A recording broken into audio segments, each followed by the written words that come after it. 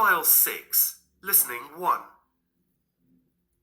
Now, if your partner or a friend changed their hairstyle, would you recognize them? Of course you would.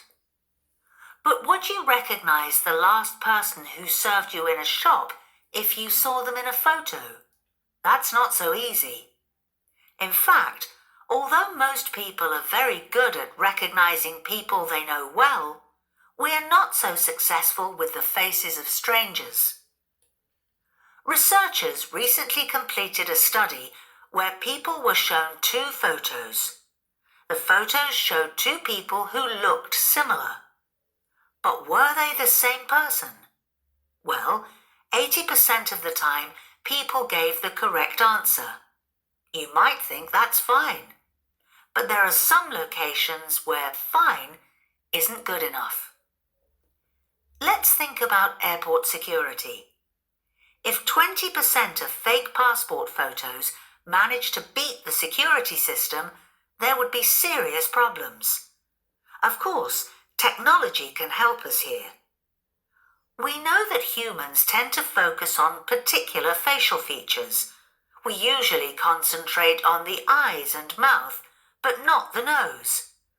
And we're better at observing details, like the eyes, rather than the whole face. Recognition software does not have this focus. But members of the public will always feel safer if airport security checks are completed by humans.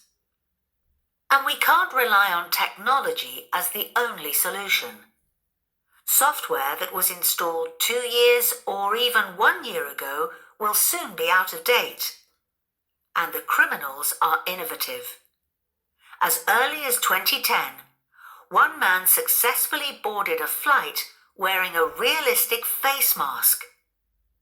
In the past, the biggest challenge came from plastic surgery. Today, the threat comes from image software which blends or mixes two faces together. One face belongs to the criminal and one face does not. But when they're mixed together, the result is completely realistic and can allow the criminal to obtain a real passport using the other person's name. Security software finds these very hard to detect.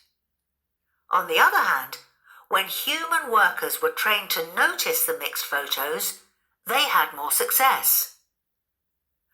One more potential solution is the use of so-called super recognizers.